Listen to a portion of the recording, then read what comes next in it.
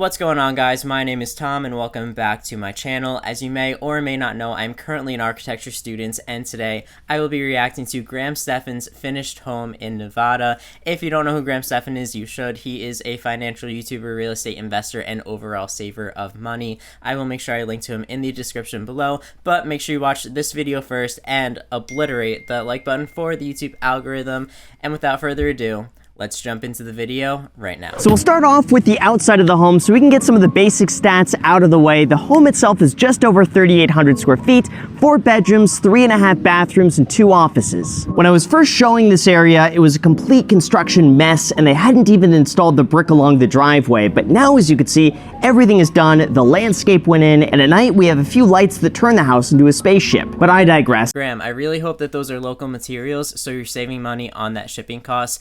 I do like that you used a tan color stone because it goes well with the surrounding context and it starts to blend into it. For starters, I like that the house is in a U-shaped. It creates this really dramatic one-point perspective as you're pulling into the driveway, and it really puts emphasis on that front porch. I think the use of these block-shaped volumes are interesting. You're creating a sort of half canopy, half leaving the beams exposed. There's that layer in the front of the patio that's providing some privacy, and then the other aspects are just pushing and pulling from each other and just making the space feel a little more dynamic and have more dimension to it. Well, when we first moved in, this entry was completely empty. The tile floors had just been installed and it was a completely blank canvas with these massive 25-foot ceilings, but now all the work is done and it's absolutely perfect. I absolutely love when you walk in, this is the main focal point. It's a 310-gallon reef aquarium put together by Infinity Aquariums, and it's my total pride and joy. But overall, the entire entry was designed to make a statement, and that's why we accented 2 of the walls in black and installed a hanging light fixture from the ceiling. I think it was a smart move to put the aquarium there where it sticks out rather than just to get up against one of the walls.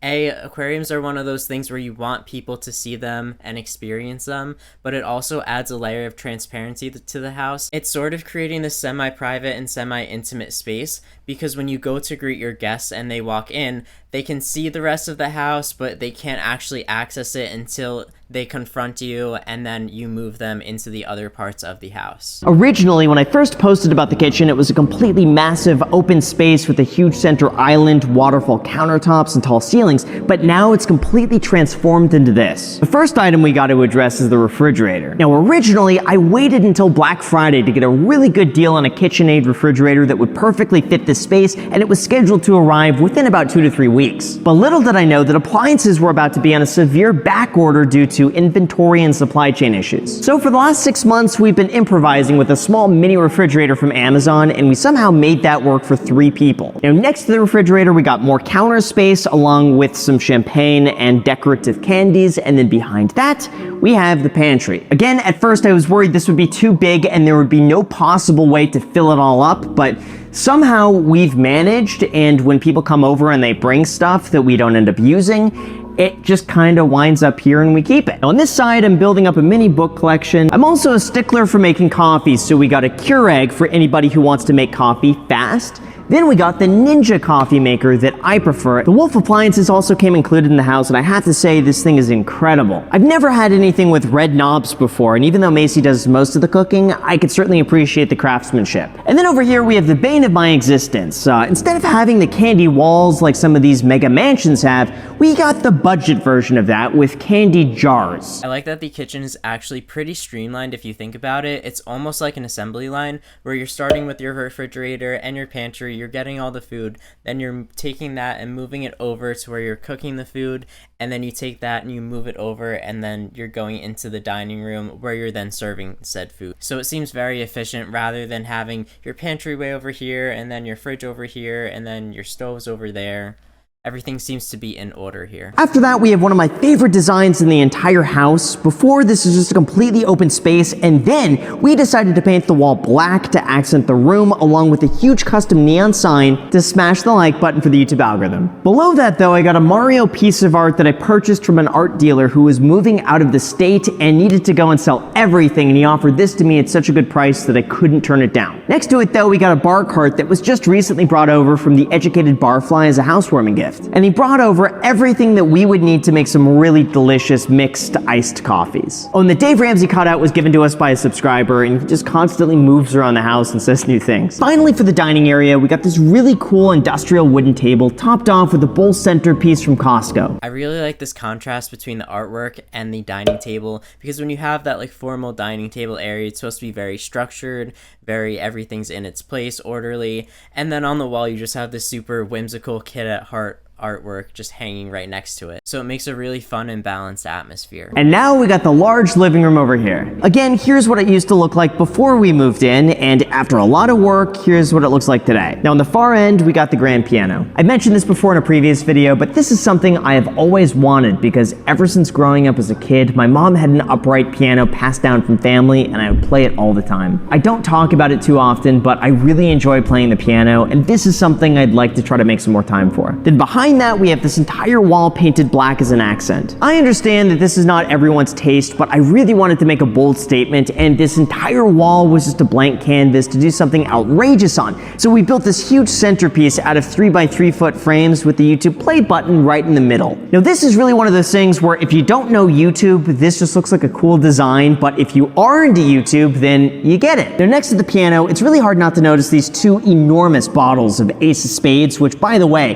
this has the same retail value as a car. Both of these were given to me by a close friend, Anthony's Garage, as a housewarming gift. The champagne has definitely gone bad by now, and there's no way it's safe to drink, but honestly, I enjoy having it here, and this bottle is pretty much like a work of art. Next to that, we have an almost 90-inch TV, which looks almost like a normal-sized TV compared to how big of a wall it's mounted to. And then finally, we got a fireplace below that with LED lights that change colors. In the summer, this is definitely not something that we use because it pulls heat from the flames and then pumps it out through the vents at the top. But when it's colder outside and not 115 degrees, it's something we like to use often. But before we leave the living room, it's hard not to ignore this bright orange couch. One thing that I really admire is that you can see Graham's personality in the house. You can see that through the use of the piano and how he's talking about his childhood, and that kind of symbolizes that part of his life. And then he has that artwork above the piano that symbolizes his current work on YouTube, and it's very prevalent that he's putting a lot of himself and a lot of love into this home. Now normally I don't like all black walls, however,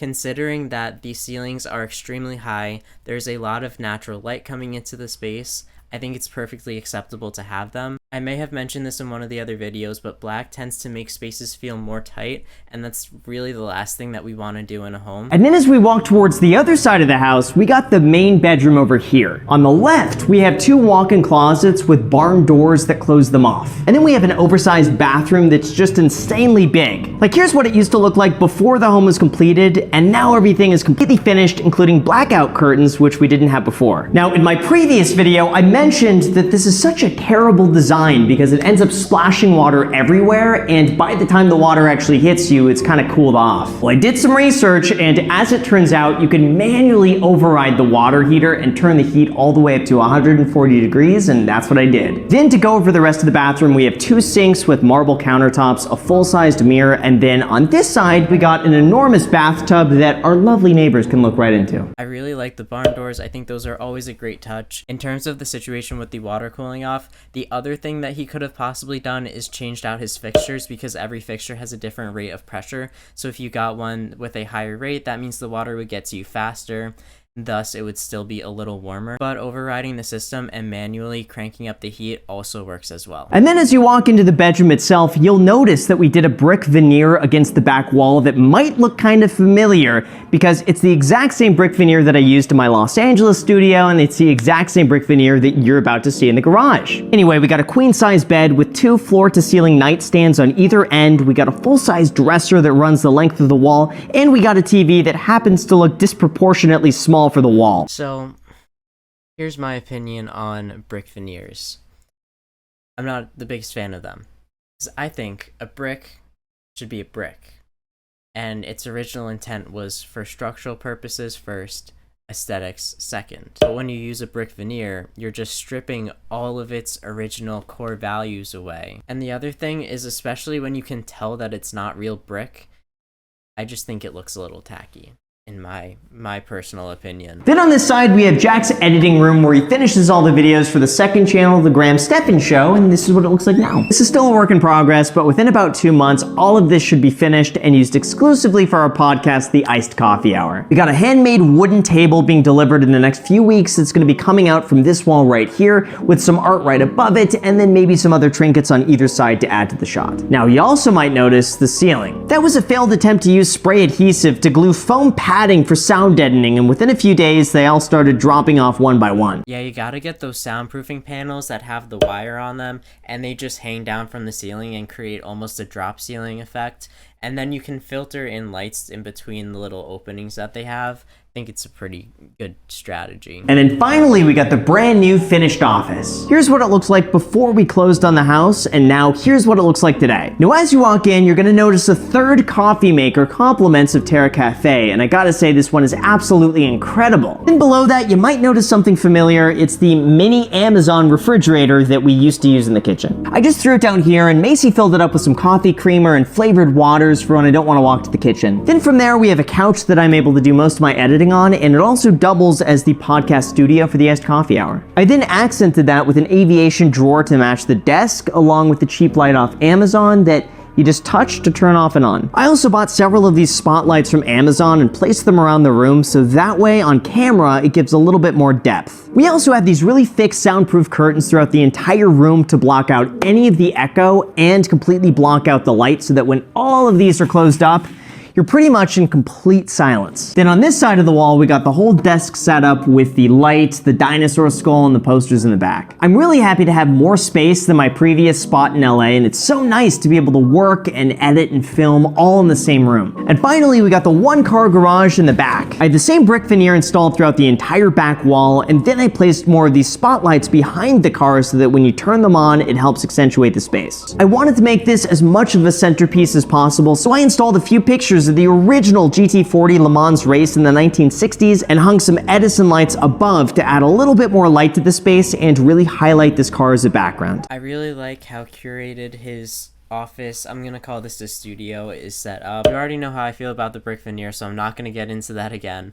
But this does seem like a very streamlined and efficient place to get all the work done. The other thing I do want to point out is that I think the lighting is done extremely well and really accentuates parts of the room that he wants to be shown off. For example, the lights reflecting off of that car, you can see all of the curvatures in it, and it really becomes a highlight of the space. And lastly, we got the backyard. This was in a constant state of construction mess for the last 6 months, but here's what it looked like before, and now here's what it looks like today. Now, I will admit I did make a bit of a mistake when I picked out the materials for the pool. I thought the gray tile was supposed to be around the pool, which would then match the flooring in the living room, and then the white marble would be for the inlays. But either they switched them by mistake, or I picked the wrong combination of the two, and they ended up being opposite of what I thought. You pretty much have to wear sunglasses anytime you're outside, but on the bright side, pun intended, at least the white doesn't get too hot in the heat and you can actually kind of stand out here, so there is that. This also has a waterfall feature that brings out water from the top, and then right below that is a fire pit that we just turned on for the first time the other night, and this is what it looks like. Then at night we've got these really cool spotlights that automatically turn on and that illuminates the entire backyard while creating such a cool atmosphere in the middle of the desert. And then on this side we got a jacuzzi, more seating, and a faux grass finish for Bailey to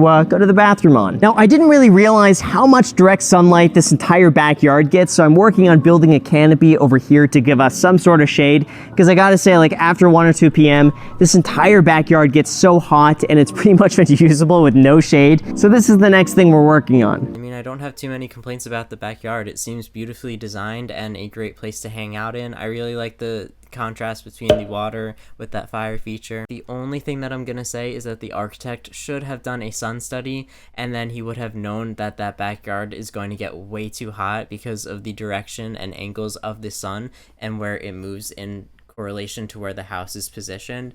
And then that probably could have been prevented in the design of the house, but that's just a little nitpicky thing. A canopy or one of those retractable shades will do just fine. These doors also open up all the way, so it's perfect if you want to get a ton of indoor-outdoor space, but you know what? It's so hot outside, I'm gonna keep this closed. So that is the final house tour. Overall, Graham, I really like your house. I think it is designed very well, and I can definitely tell that you put a lot of thought and effort into everything that goes into it. But with that being said, thank you so much for watching. As always, let me know what you think of Graham's house in the comments below. I would love to hear your thoughts and opinions. If you enjoyed the video, make sure you like, subscribe, and turn post notifications on so you get notified every time when I upload. Thank you again so much for watching, and until next time.